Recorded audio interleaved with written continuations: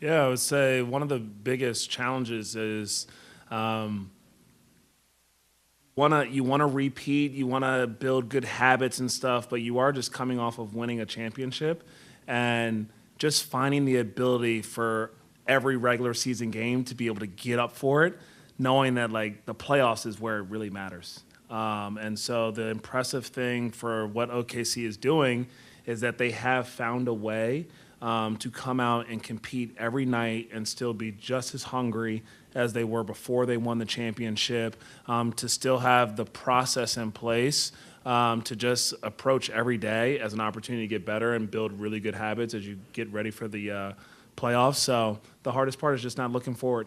You can't skip steps in this game. And along that NBA journey, you have to be building really good habits and processes, and that's what they're doing. And it'll be a good challenge for us tonight on the second night of a back-to-back. I'm going to read this off. Guards in the Hornets have set 707 on-ball picks this season, 338 more than any other team. What does that guard-to-guard screening enable for you guys, and why do you guys like it so much? Yeah, I think that we have such dynamic scorers, dynamic playmakers at our guard position. That it allows them to be able to create some indecision for the Reds, for the switching teams that are maintaining, just trying to create any type of advantage that we can. I think a lot of that, too, is just with our pace and transition. We're passing it ahead, passing it across, coming into early screens, again, trying to create some indecision with our slips or our hit-unders. But I just think that, again, those guys have such a good basketball IQ to realize, am I popping, am I slipping, am I hitting under? And then our bigs working behind the defense has been really effective for us so far. Saw that Tyronn Lue's game plan against Jokic was allow him to go one-on-one and no one else on the team can eat. He had 55. Yeah. And then you guys with Giannis said, hey, it's kind of the opposite. Whenever he has the ball, we're going to put two on the ball and force the other team or the Bucks supporting cast to beat us. What's that kind of like as a head coach to kind of pick your poison against these players? Yeah, every coach and every game has a different feel to it, obviously, and like where's your team during this point of the season, who's healthy, how have you been playing, like there's certain things that go into it. For us last night, we thought that it was important to just be able to throw a lot of different coverages at them. I thought Miles set a great tone of guarding him at the beginning of the game and understanding his tendencies and taking them away. And then Mason guarded him a little bit and Musa guarded him a little bit, which gives it a different feel. And then we try to trap from different places and make the other guys, like you said, have to try to make plays, do something that they're not used to doing because he does dominate the ball and dominate the paint. And I thought our guys did a really good job all night of just kind of switching back and forth. We played a little bit of zone. We were going to give ourselves any chance we possibly could on every possession to compete and try to keep him out of the paint and make them have to shoot contested jumpers. Coach, Khan is a young rookie and yet really consistent with what he's generating offensively and has had some massive games for you like last night. What impresses you about what you see from him day to day? I think just the consistency of his approach. He comes in the building every day, whether it's what he eats for his diet, whether it's his vitamin and what's going on, if it's a film or it's on-court work, everything's just taken with a seriousness, a competitiveness, an obsession to want to get better. And I think that's why when he gets to the game, he's so fearless. He understands that he's done all the work mentally, physically, emotionally. He's so stable, doesn't get too high, doesn't get too low. He's just ready for every moment. So really excited for his continued growth, but I've loved what I've seen from him in the early going so far. LaMelo only played 27 minutes last night, so his first game back in about 5 games. He's not playing today. How did he respond today, and how does he look going forward? Great question. He came in this morning, got some treatment. He's actually in now, still getting treatment and lifting and stuff, and I think he responded really well to his minutes.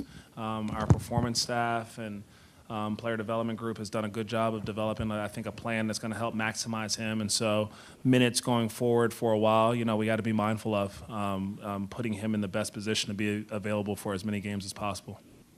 Coach, I have never covered a playoff game in the NBA, but last night did feel bigger than just a regular season game, whether it be because it was Milwaukee or was a cup game, whether it was close, overtime. Just what are the things that you will highlight for your young team being in that atmosphere and then having to turn around and kind of get up for another game today?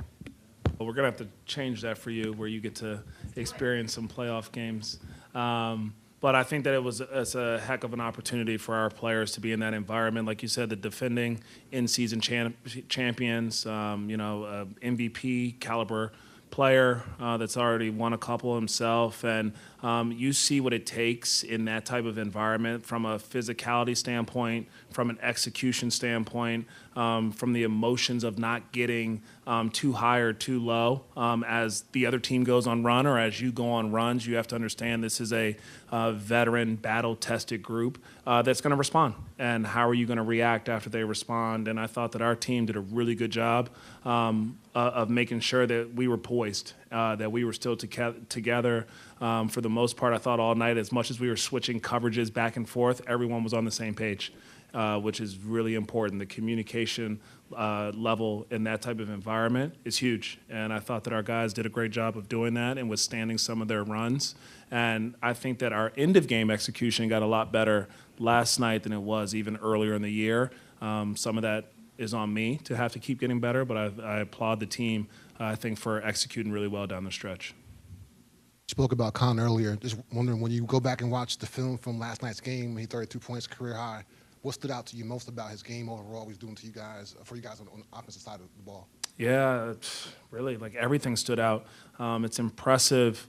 Every bucket that he had in terms of some of them, he's driving to the paint, sees like he understands angles and just how to like use his body to be able to get to the basket sometimes where I'm like, oh, that might get blocked. But he shields off opponents with inside hand, quick finishes. Even on some of when they're running him off the line, he uses his body really well to play off a two and still get to some fadeaway jumpers. He's got such great strength that he's still able to have some lift on his shot. And then his continued execution in small pick and roll. His slipping, his hit unders, playing in the seam, and the floaters that he's able to hit, or the passes to kickouts, and some of those threes that he hit off of the slips were huge. And so he does it in so many different ways while also still just making the right play at times too.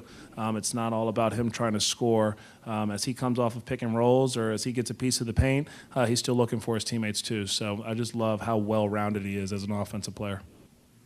He had 2,000 people there, obviously. I mean, so somebody who played basketball like yourself before, have you ever had 2,000 people in the stands cheering you on, man? Hey, that's cold. No, I have not. That hurt. No, I have not been that fortunate, but thank goodness he had a good crowd out there because we needed it, because there was a lot of Bucks fans there last night, and I was happy that he was able to play well. I wish we could have got a win for him, but I also just love that he wasn't overwhelmed by the fact that he had so many people there or the moment. That just shows what type of like competitor he is. Last thing, what are you seeing from Miles Bridges' last couple of games here? He's getting up to like a really fast start, especially last couple of games. What are you seeing from him overall? What do you want to see him improve, get a little bit better, if possible? That's a great question. I've seen a ton of really good things from Miles, I think, over the last couple of games. Number one, defensively, he's taken on a lot of different matchups, and he's embraced it, and he's like wanting it. Doncic, the Lakers game, and he's picking up full court, and he's trying to deny him. Last night, Antetokounmpo at the end of the game, as Jeremy had pointed out, we were sending two a lot of times and double teaming, and I was like, hey, we came into the game committed to it. Let's finish the game. And Miles was like, no, I got it. And he did a heck of a job at that end of the game, keeping him in front, getting to a contested jumper, and forcing overtime with that stop. So I've been really happy with the defensive mindset, his understanding of what's going on, his willingness to want to embrace every matchup, whether it's the best player, whether it's a big, whatever it is. He's done it at a high level. And then offensively, I see him playing a little bit more composed. Not trying to like force too many things early in the clock. Yesterday we see him get it, come down with force, and he's going into a dribble action to the corner. Or if he doesn't have immediate shot or quick drive, he's swinging it, getting to a hit under or a slip. And so trusting his teammates in a lot of different environments so that then he's able to get a catch and shoot three. Or he's playing versus a closeout and then able to get to the paint and get himself fouled and play it under control. So I just love his overall like just poise offensively.